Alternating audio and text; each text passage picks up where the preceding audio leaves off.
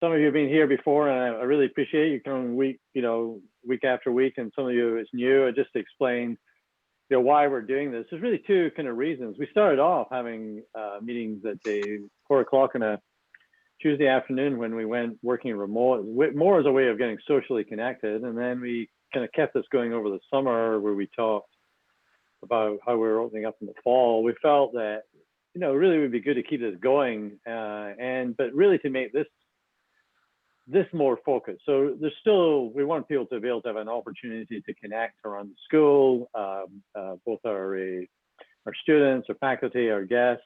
In the business community, it's obviously voluntary, but we had a very special topic. We want to really look at what is the nature of business post COVID-19, and for students here, I think this is really important. This is the world of work that you are either in or going, or you're going to shape. So this is important, and it's really one of the number one issues for faculty. We periodically, and we have to keep our curriculum up to date.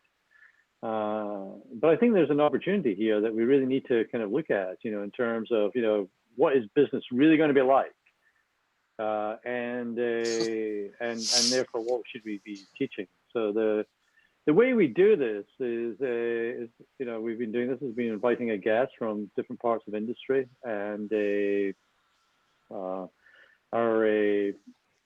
that's where our guest today is Guy Tytunovitch. Am I pronouncing that right, Guy? I'm sorry, because I having a name is unpronounceable. I know it's whether I'm in your special clan yet or not, but it's You've obviously cheated on your test, because you just broke a world record in saying my surname right in the first attempt with the right pronunciation, and incredible, Mr. Dalziel.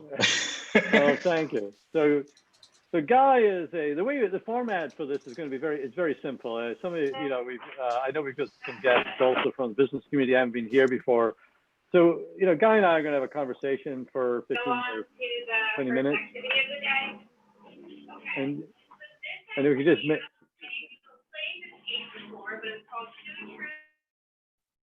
I'm sorry, I'm going to mute everybody for the time being and unmute at the moment. So just make sure everything is on mute.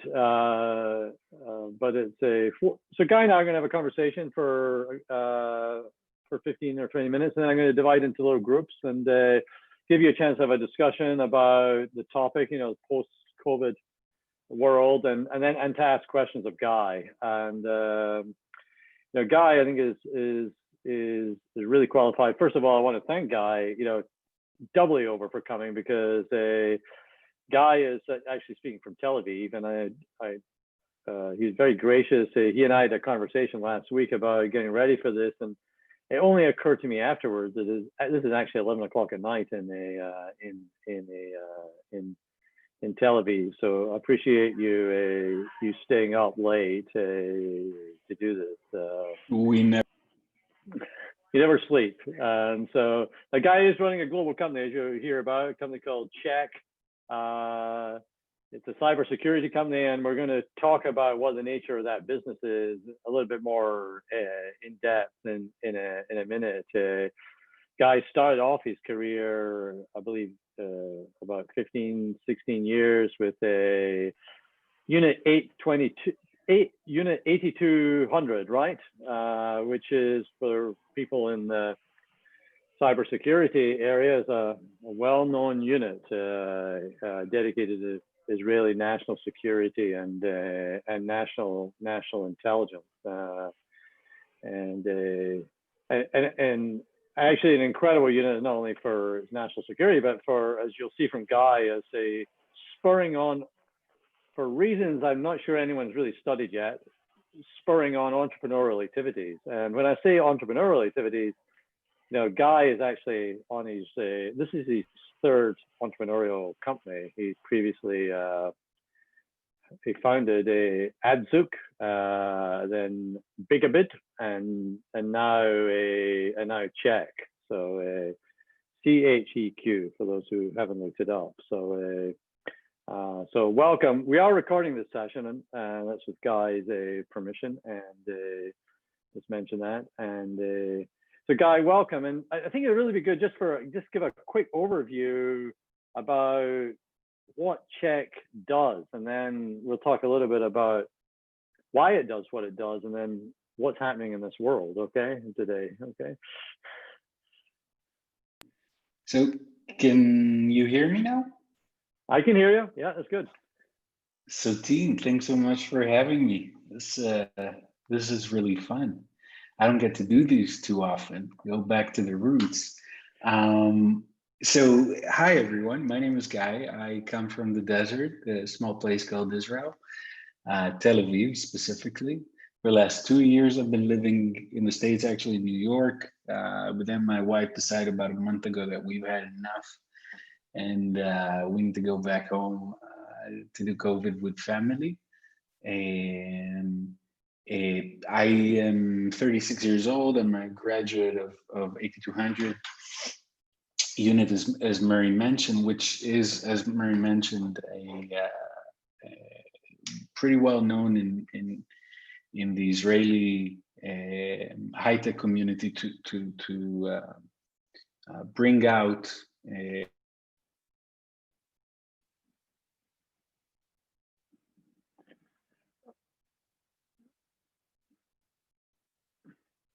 Guy, I mean, we've lost you. Nick. You're back, Guy. Too. Hello. Right. Okay. Do you have me? I think the Iranians got me. All So right. I was just saying 8200 is known for building the Israeli tech entrepreneurial community for the simple reason that they take 18-year-old kids, train them in warp speed, basically. And my training was 2.5 years of studying from 8 a.m. till 12 till midnight or thereabout, and studying and perfecting my craft, and at a very early age you suddenly are the commander of a team of 80 young engineers, and after I finished my decade in the military, I started companies. I thought it would be fun.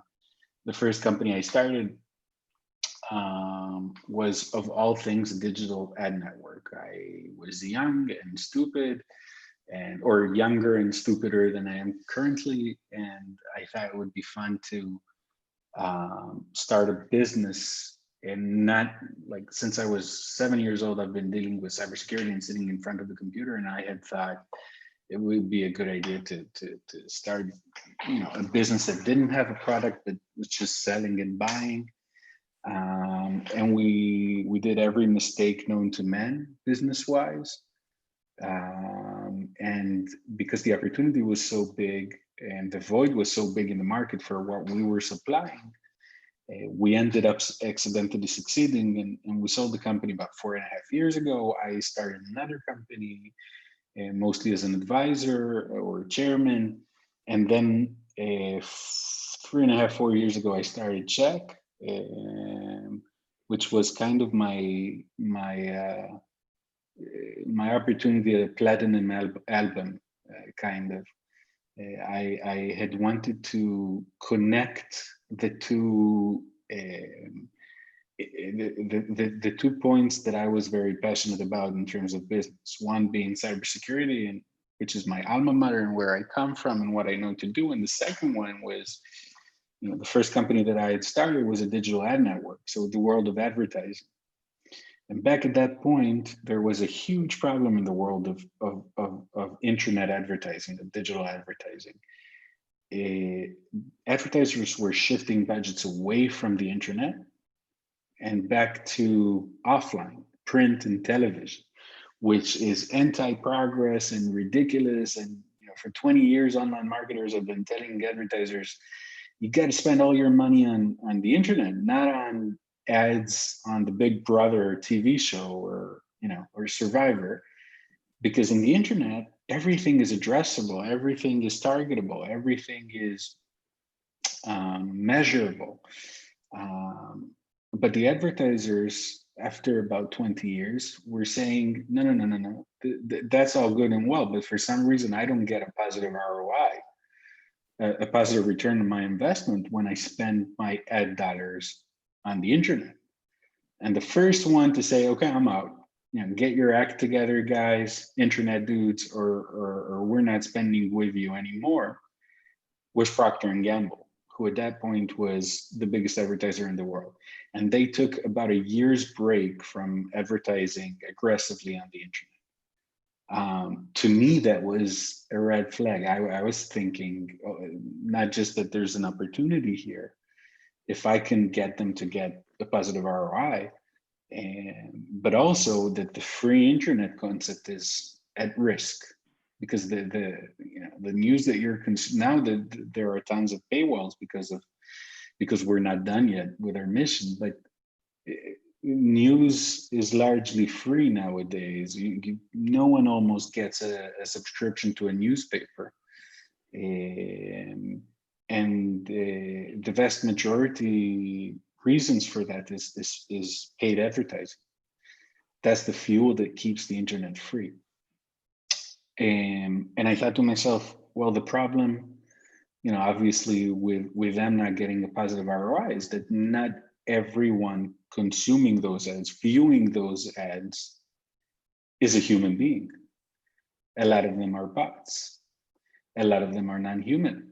A lot of them are crawlers and scrapers and so on and so forth. And the one thing I know how to do is build and scale up machines that can detect other machines or non-human behavior. That's a big, big, big part of what cybersecurity is at the end of the day. And so that's why I started the company.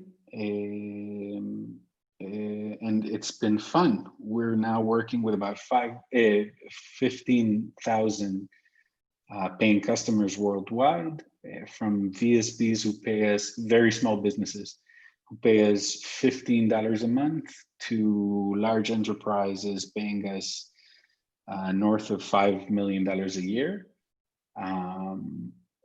catering to every geography, every type of advertiser, and so on and so forth.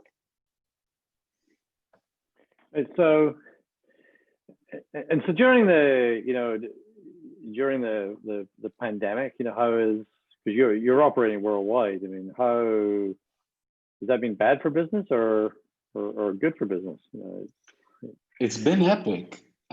We happen to be in a space in cybersecurity which saves money.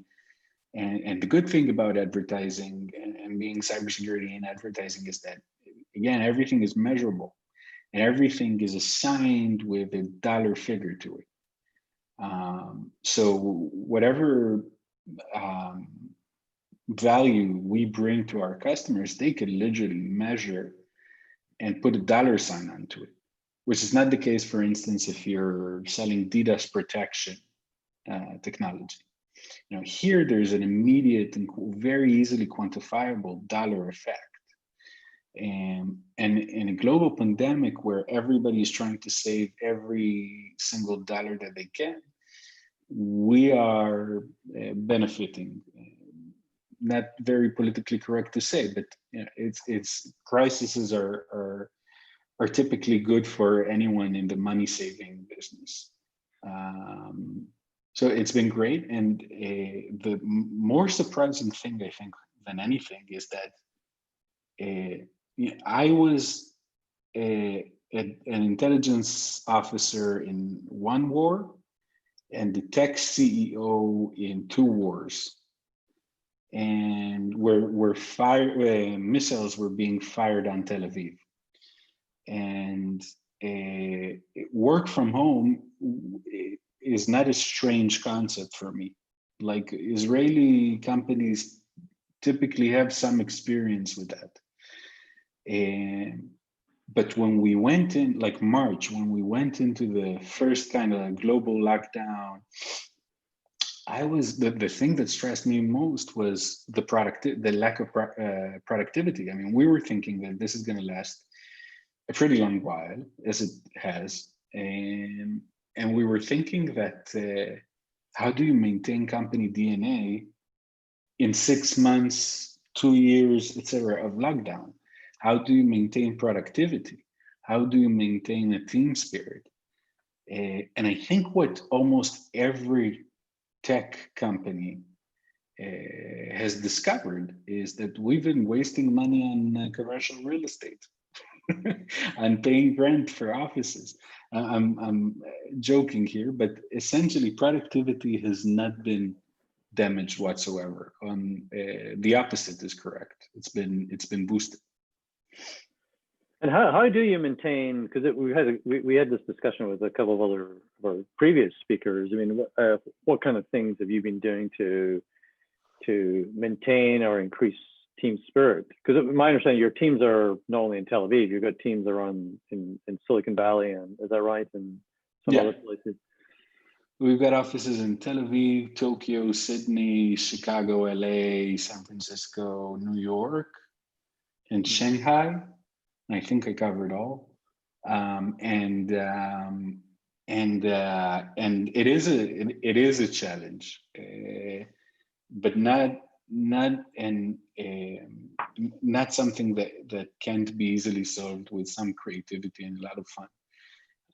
Essentially, all businesses are saving a lot of money thanks to not having to put people in the offices, even if they're not cutting in cost, and we've decided to spend that money on creating a better work-life balance for our employees. I'm very proud to say that we were quick to understand very early on that if productivity is going to pick up, it's predominantly going to be a result of the fact that when people don't have an office and work from home, they will not stop working. They won't have, the kind of the off time. They constantly, and it did indeed happen.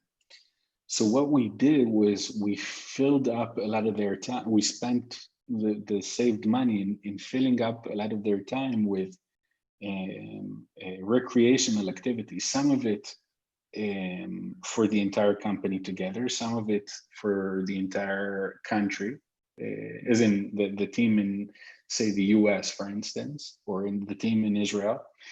And some of it is completely individual. For instance, we started doing a family breakfast every Wednesday. We send you breakfast whether you want it or not for your entire family, and you don't have to eat it. I mean, we don't check if you actually, but and a bunch of these things we did. Typically, companies do town halls where the entire company goes on a Zoom even before COVID, and the CEO typically updates about progress, new clients, wins, losses, etc., etc. And typically it's done quarterly, and we've done it quarterly. And now with COVID, we're doing it monthly, and we've loosened up the atmosphere. In the last town hall, we brought one of Israel's top comedians to do a stand-up show in English. And we did a wine tasting, a global wine tasting, and sent boxes of wine to every single employee that we have on CHEQ. And we try to make it fun. The main principle is great people. Businesses need great people, not great products, not great, everything comes from having great people. And no matter what the company does or how big or small it is, great people is the fuel. And great people, what they want is to work with other great people. Yeah, sure, salary is very important, but in tech, everything is competitive and comparative, and we every company in the field pays the same, pretty much. The companies differ in fun and the quality of the people that surround the good people that it attracts, and the quality of the managers as well. And I think those are the key things that we did right. We have really terrific people. We never compromise on the quality of people joining CHEQ, even if we end up losing, not hitting deadlines because we didn't hire the developers fast enough, and so on and so forth. We never compromise on the level of the people. Values first more than anything, because we understand that hard work and camaraderie is way more important for the end result than even, God forbid, talent. It's all about persistence, not about IQ. And we have really good managers in the company who make their employees wanna come to the virtual office every day, which isn't Slack, basically. Interesting. I'm going to come back to you later on some other aspects of the culture, but and so this is obviously a new world. You've maintained this culture. What is this? What is going to remain? Post-COVID, is this something that's going to remain, or do you see it? You going back to your offices, or and also other things you see from your clients. What do you think is going to remain, and what's going to and what will just go back, or what will change even more? I happen to be a relentless, naive optimist. So I'm hoping that everything is going to change and we're never going to go back to the old office approach where we can. In some businesses, obviously in retail and so on and so forth, it's going to be difficult. In our line of work, cybersecurity, but also everything high-tech related, or most things high-tech related, we have the benefit of allowing our employees to have a real work-life balance. I'll give you an example. I have a 2-year-old daughter, and she's the apple of my eye. She's the meaning of my life. She's my firstborn, so you can understand why I'm being so mushy. And I'll tell you a secret, and it's going to sound horrible, but choosing to be an entrepreneur way before she was born, I never expected to see my first few kids actually grow up, like their first few years.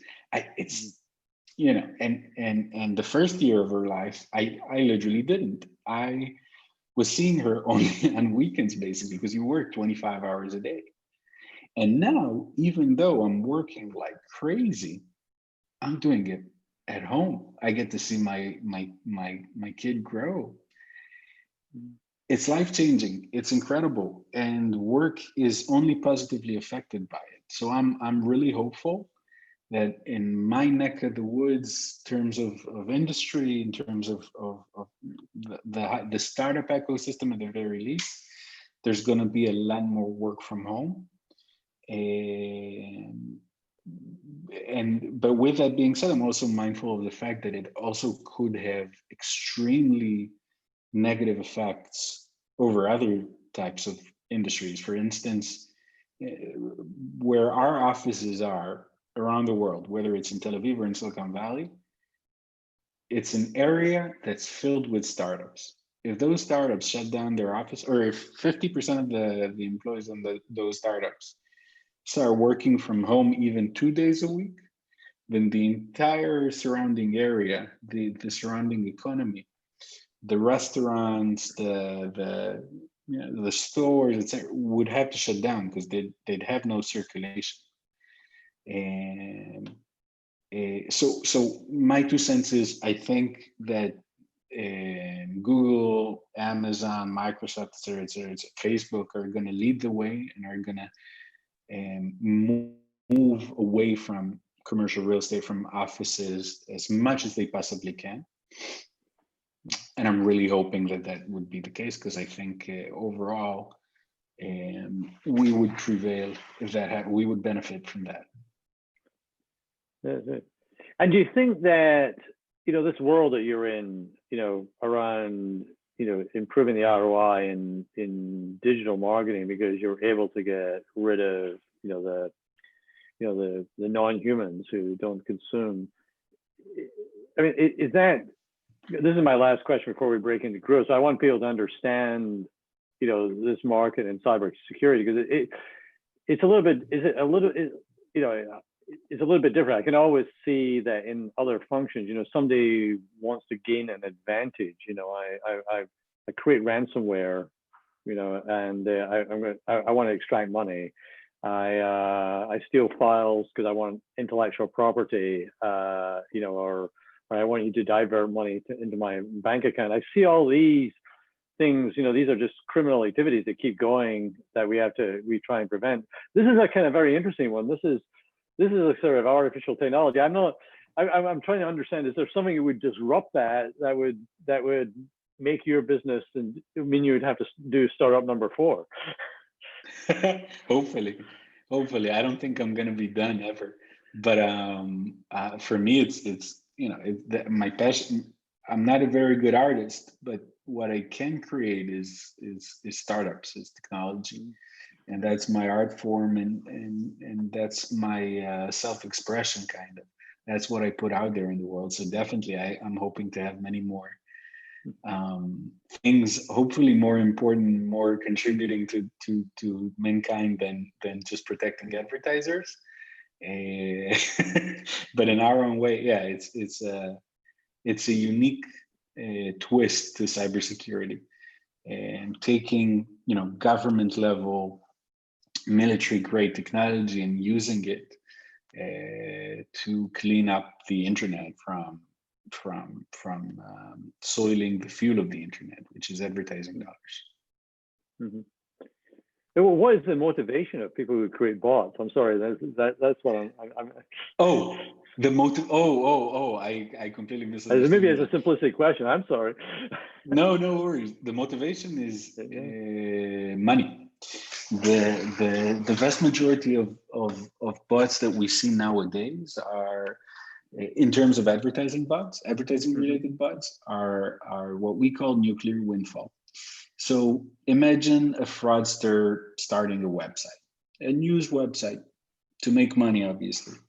The way digital advertising works, or the way web monetization works, is you start a website and you get traffic. People come and visit because you have interesting content or whatever. And you get paid by displaying ads to those users. And the internet advertising economy works on pricing models that have to do with the volumes of traffic that you get. So there's one model called CPM, cost per mil, where for every 1,000 impressions, 1,000 banner views, you get paid X dollars, and so on, as the publisher, as the site owner. One is CPC, cost per click, where every time someone clicks on an ad on your site, you get paid X dollars, and so on and so forth. So if you want to make a quick buck, and you're somewhat lax in your moral ethics, and then you can just start a website that looks legit, looks like a news website or a wine tasting website or a breakfast website, and fill it with content that you can buy or even plagiarize very easily. And then you put in what we call ad tags. You put in codes by Google AdSense, for instance, or Facebook Audience Network, aggregators of advertising. You put those tags, and those tags call an ad. And every time someone visits your page, it calls a different ad. Sometimes it's Coca-Cola, sometimes it's a sock to vendor or whatever. And you get paid based on the volume. Now, if you did that, and no matter how good your traffic, your content is, you're not going to get a lot of traffic just like putting up content there. You're certainly not going to do it quickly enough for you to turn a buck. So what a lot of these guys do is either buy traffic from very cheap, very shady sellers, which is typically non-human traffic. Otherwise, it wouldn't have been so easily attainable. It wouldn't have been so cheap. Or alternatively, you're entrepreneurial and you just decide to build the botnet and build those bots yourself and generate bots that look like human beings and get them to visit your page. The thing then is that you also need those bots to really behave like human beings. So if the average American visits Google 10 times a day, the average American bot would have to do the same. If the average American searches for a plumber on Google once every 3 months, then the average American bot would do the same.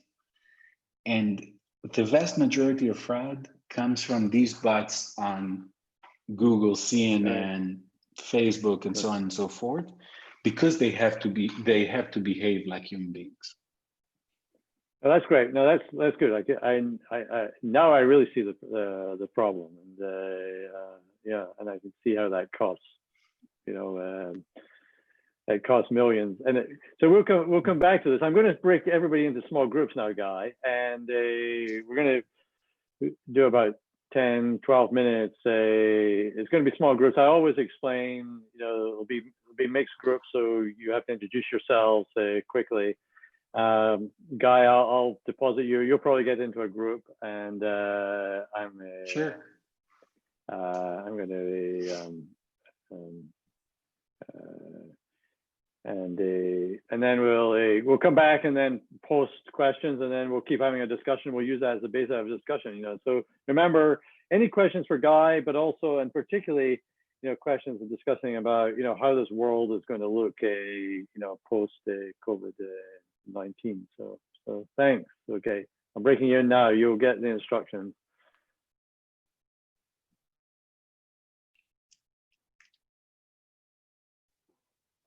Well, hello. Hello. Oh, well, guys, Philip, you got Philip and you got me. I'm Danielle. I work in the dean's office, and I worked very closely with Roberto with the research publication. So I was working with Jonathan at your firm. Very cool. Get things out when Roberto was working with you. So, a pleasure meeting you all. Nice meeting you. Nice to meet you, Guy. I've been in touch. Is it Savan? Yeah. So helpful. So really appreciate it. I feel like we won the lottery being in your breakout room. Yeah, for sure. Yeah. I think that I will owe Murray money now. Oh. So Philip there, he is one of Murray's good friends. He's also Scottish, and I've met Philip. Yes, poor guy actually knows me. I already sent him an annoying note. Oh, so we definitely have to talk. I loved your philosophy. I like your ceiling, Philip. What's that? I like your ceiling. Yeah, I'm sorry about that. I got 19 things going on today. It's Solarium Commission week almost. So I have 3 work groups who are finishing their reports and expect me to be ready for them. When we do our we do our panels with these 3 work groups, you really must send some of your people because we're addressing this big education issue, as you know, and we'd love to involve you in the discussion. So if you want to send a guest to participate, I invite you to. The 3 are K through 12 awareness and scaling the existing resources to meet the national security threat. So anyway, your presentation was great. I mean, I'm just inspired by the simplicity of the way you explained the great people challenge that we face, right? And you put it so perfectly. Thank you so much. Philip, everything that you do, I want to be a part of. Everything. If it's a work group. Be careful, we'll be taking you fly fishing. Oh, even better. You've threatened me with whiskey and now with fly fishing. I'm a fan. These are my greatest passions. Actually, Amy and Danny don't know this, but Murray does. I'm about to move. I'm about to move from my lovely house, and I bought a 50-foot sailboat, and I'm going to be living in a sailboat hopefully by November 1st. No way. Oh my goodness. Yeah. Where will you be based? Well, in Annapolis, and I promise to take both of you out. We'll do a University of Baltimore night. Oh, that'd be fun. With the boat, I'll be able to have take you like met 12 Kate? Yeah, me too. I grew up sailing the Chesapeake Bay. My family started off with a 20-foot sailboat that 6 of us would sleep on for like weeks at a time. We looked like a clown family. And eventually my parents got much bigger boats, and they would spend 6 months of the year in the Bahamas sailing. Really not, they were bigger, but not huge boats. But it's the best place. People? You guys are the best lads ever. You must need to have a Baltimore location. And the best place in the world to live if you're a sailor is the Chesapeake Bay. There's so many places to explore.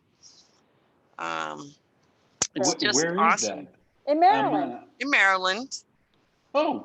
Yeah, it goes right through Maryland and Virginia, and there's a million little creeks and rivers and cool towns and things to explore.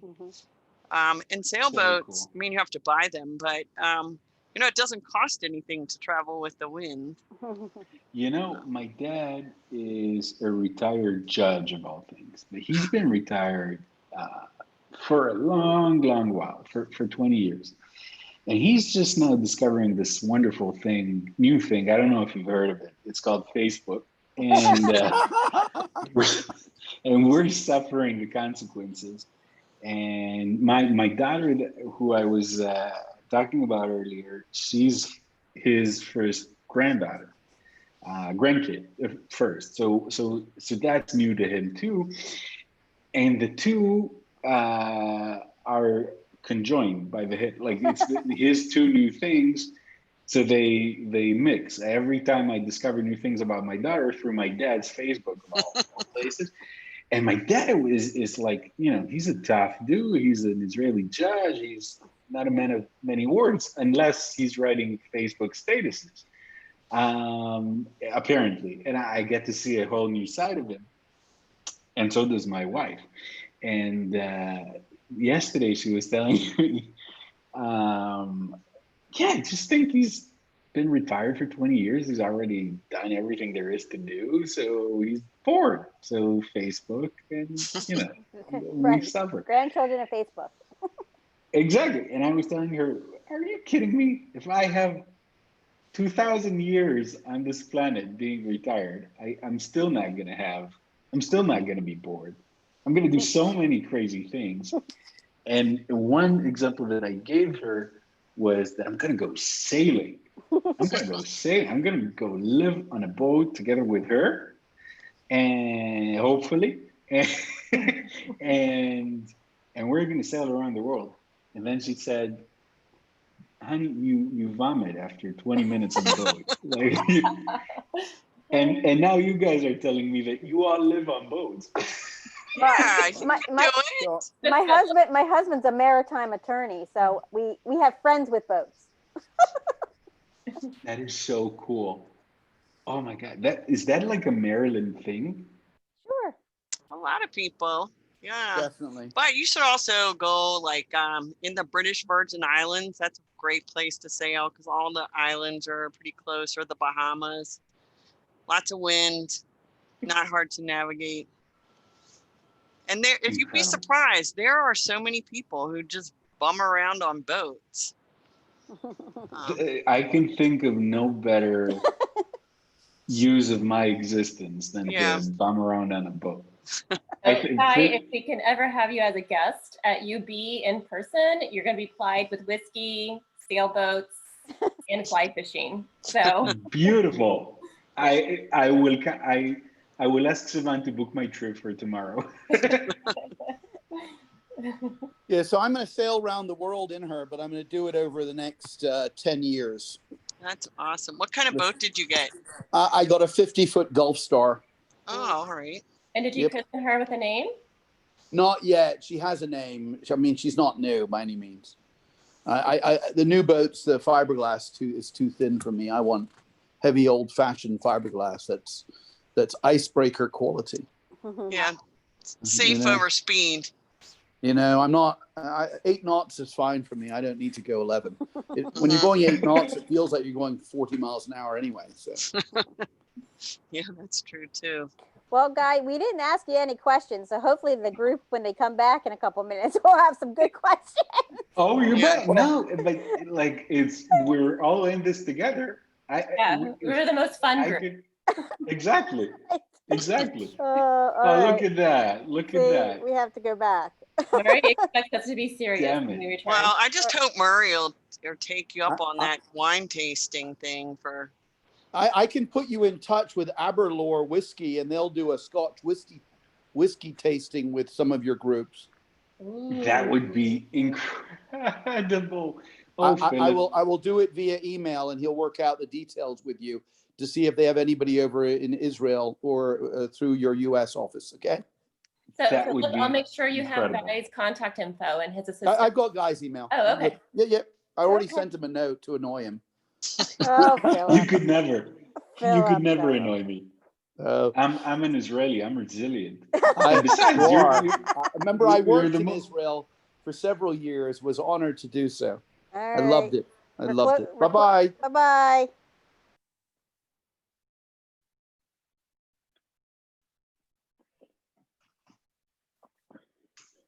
Hey, Murray. Welcome back. Welcome back. Everybody's back.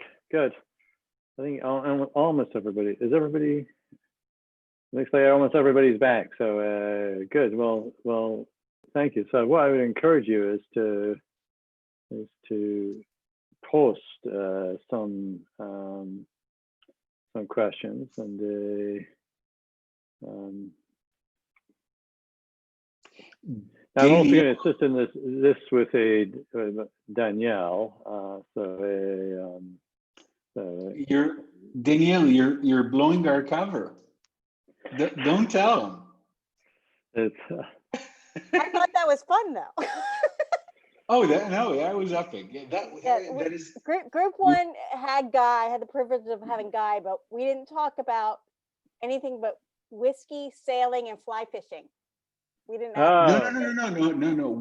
Let me correct you there, Danny. We were talking about extracurricular activities for team spirit in a COVID era. Sure. You see? That's a great way to spin.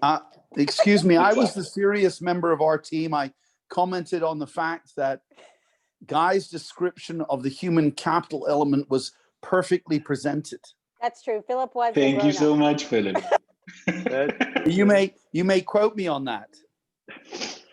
You bet. I will.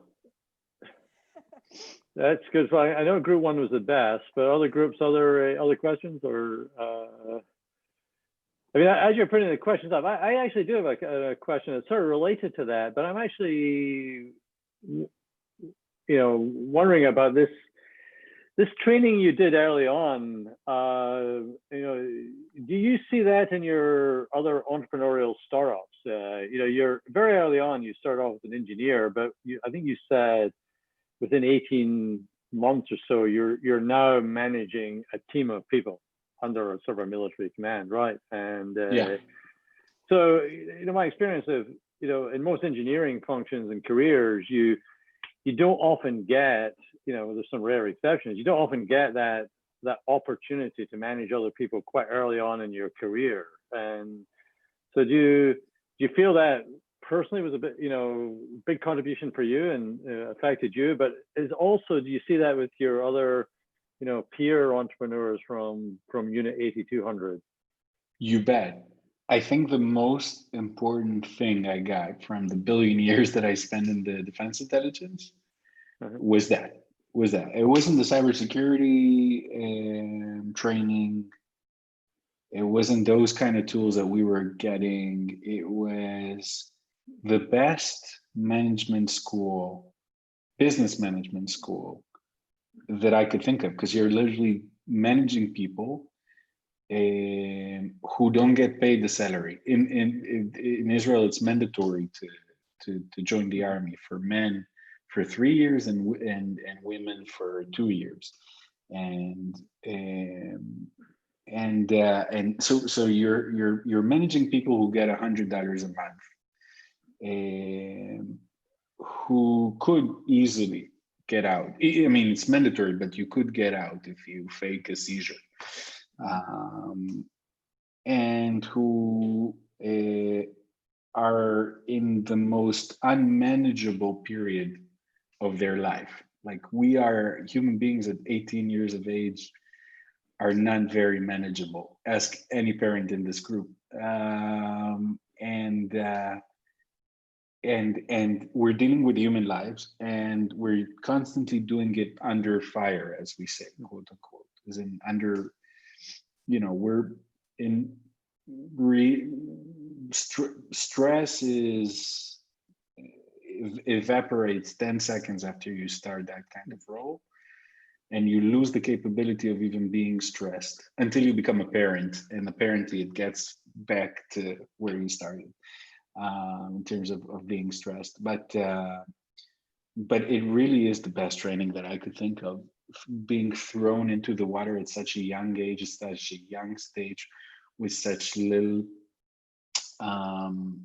record or experience, and having to deal with things that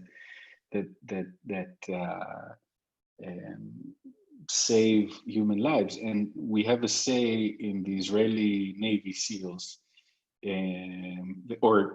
I wasn't part of the Navy SEALs, obviously. I meant to say in the Israeli Navy SEALs, there's a say when the waves become higher, the strong people are uncovered. It sounds better in Hebrew, but essentially it's so true. When you're pressed against the wall, kind of been working for 70 hours straight, and have 18-year-old kids look up to you to tell them what to do, and because you need to provide, you need to kill the anti-aircraft systems, so the Air Force could attack a terrorist campsite, and that's where you really discover what you're made of, and that's where you really shape. And I was doing it for quite a long while, for about 9 years, and I think it's the best training I could have ever gotten, probably the best tool I could have received, more than any technological, kind of training. That's great. Now here's something that's there's one group of a sort of multi-part question, but I'm going to get to the fourth question. You might see it up, right, the latter part of the question right away, which is in a slight, there's a different topic, but somebody did see that in CNBC News that CHEQ is capable of helping to detect fake news for the election. So they're curious about which party is generating the most fake news. So. Of course. As of today. Yeah, exactly. There's one generating way more than the other, but unfortunately, I'm not allowed to disclose which. No, I'm kidding. We don't do anything with fake news other than provide free tools for governments where it's kind of on premise and we don't even know what they do with it and how they use it and what they detect. We did release, it's kind of a value add thing that we do out of passion, and because the only, no one probably other than CNN, and not even that, they can really fact check a politician. Certainly not a startup, not even Facebook or Twitter apparently. But what you can do is check for non-human behavior, because that's how fake news gets populated out there. So we are doing that again, or some of our partners do that using our technology, but we actually don't know what the results are of that or how much they use it. We give them a free license. How do you deal with, you know, that same group of the question? It's sort of the problem about, you know, securing information that's related to consumers' privacy. You know, is that something that comes up? And in particular, if it does come up, you know, since you're working in, I'm extending their question, since you're working in multi-territories, you know, with different consumer protection and the consumer privacy laws, you know, how do you deal with that issue? Very, very simple. We pay ridiculous retainers to law firms. That's half a joke, but it's also the way we tackle it. We, in advertising privacy, I can definitely help you with that in the marriage. Thank you. I so much, I mean, you set me up for that one, I'm sure. I mean, exactly, we only have 200 exactly. lawyers at my firm, but I guarantee you might be paying less with us. Thank you, Philip. Right, so guys, so dealing with lawyers and mostly, so in advertising, it's the industry is riddled with anti-privacy because at the end of the day, data is king in probably anything, but it's making most money in advertising. Because in advertising, data is worth its weight in gold, and so anyone dealing with advertising is extremely knowledgeable of stuff like typically of GDPR or CCPA and different regulations around data privacy, and you're extremely scrutinized in comparison to other industries. And the regulator is looking at the two biggest advertising companies in the world, Google and Facebook. And whilst they're doing that, they're also looking at everyone else. So more than anything, we just lawyer up and make sure that every piece of our technology is compliant with everything that it needs to be compliant. In addition to that, GDPR and CCPA have kind of a bit of an asterisk when it comes to cybersecurity. If you're collecting the data that you're collecting on non-human beings, on bots don't get to be privacy protected. It's not a perfect solution though, because we still need to get data that would sometimes be considered as personally identifiable information. The only thing, by the way, in that field is an IP address. And so we delete that data as soon as we're finished examining it across the different checkpoints and so on and so forth, which typically takes us no more than 150 milliseconds. Mm-hmm.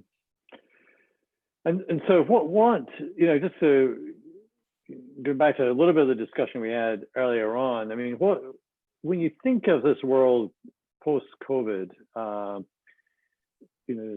maybe there's one group, there's a two-part question. What industries you think are more likely to move towards the virtual online working that you were describing, and also whether you're seeing more changes in the developed countries rather than the developing world. I guess that's a question about will it create further gaps between these two worlds. So so industries that you see going more virtual and they are staying virtual, and also this difference between the two developing and the developing world. Sure. So a lot of people have been blaming globalization for the spread of COVID, and they're virtually right. But essentially, COVID has made globalization turn into the ultimate globalization, the virtual globalization. And suffice it to say that I don't think anyone attending this call would invest in commercial real estate companies or in stocks of airliners. And I used to, there were years that I was on a plane at least 30 days a year, on a plane, not abroad on a plane, that is never gonna happen again. And I'm not alone. I'm sure many of my counterparts would do the same. Also, we were spending in or around $1 million a year on travel and accommodation in the company for salespeople, for for managers and so on and so forth. That is never gonna at CHEQ. It's never gonna go back. I suspect that in many companies it's the same thing. So I think, yeah, globalization is gonna get a boost, but it's just gonna be virtual globalization. I think a lot of us are gonna have their best friends doing their fountain talks whilst with them on Zoom while sitting 3,000 miles away from them. I think a lot of people are going to say, wait, why am I paying New York City salaries and New York City rent and or Silicon Valley salaries and rent? I think that's the direction we're headed. And I think specifically the industries that are going to benefit from it the most are anything to do with software as a service, whether it's cybersecurity, whether it's MarTech or AdTech or anything where software as a service is sold. Right. Now I usually get the last question, but I'm going to do what I think is a politically correct thing. I'm giving the last question to my associate dean, and who's asking that. How do you actually measure the accuracy rate for distinguishing between a bot and a human? That is an incredible question. And when you find an answer for that, please contact me. Philip, Roberto, and Murray have my email address. I would love to know what the answer is. And in all seriousness, though, it is a very good question. The problem is, who's the source of truth? Is the source of truth Google Analytics? Is it CHEQ? Is it a third-party consultant, cybersecurity guy who's vetting our log files? The answer is all of the above. In some cases, it's that. In some cases, it's that. In some cases, it's that. In most cases, it's a long-term reality. So bots don't typically buy Coca-Cola cans or Head and Shoulders shampoos and so on and so forth. So typically, when we work with an advertiser, depending on their sales process and the type of product that they sell and so on and so forth, you would see after a relatively short period of time an effect on the bottom line KPIs. It's usually quite massive and quite quick, but it's never easily attributed to what we do, because there are so many train stations on the way between us blocking non-human behavior and the real human being users coming instead of them actually purchasing insurance or whatever the product is. So the real question is, the real answer is, it's kind of the Wild West. And we're MRC accredited, which took us 2.5 years to get. It's the Media Rating Council. They're the guys who added the Nielsen People Meter and so on. But every single sale that we make, we get asked that question: how will I eventually really know that you're not snake oil salesman? And I think when they get to know you, we know something about your character from tonight, So I think I really appreciate this. I think you've tapped into a number of themes that that we've been exploring, and we're going to keep exploring in this series, And one is that one of the reasons that we've also put quite a bit of emphasis on having cybersecurity as part of our curricula from a business point of view, not from a technology point of view, is that, as you pointed out, cyber criminals and intrusions is affecting every function in a business. While certainly the IT department certainly is always sensitive to it, and the CFO more and more sensitive to it. I think you pointed out that really, almost every function has got to be looking at where their threats are, and you've discovered obviously a great business for helping chief marketing officers as well as CISO. Thank you so much. But I think you've also and I think we'll come back to these themes, because this is an issue also of trust. We discussed that in one of our previous sessions. That the world of cyber has moved from just being sort of hobbyists who want to make intrusions to actually affecting people's trust in both products and employees. But I think you've also, we've had other discussions about how the world of internal cultures is changing in companies. We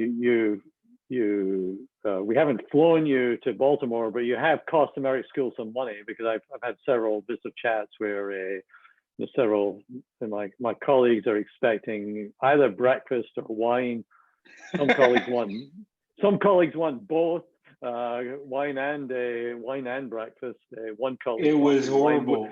Breakfast with wine. Horrible breakfast from Dunkin' Donuts, and it was really cheap wine. Right. Everybody got drunk very fast. But I think I think it's a great, I think it's a great thing that we're exploring, is that it also challenges our conceptions of leadership and culture. So I appreciate the time. I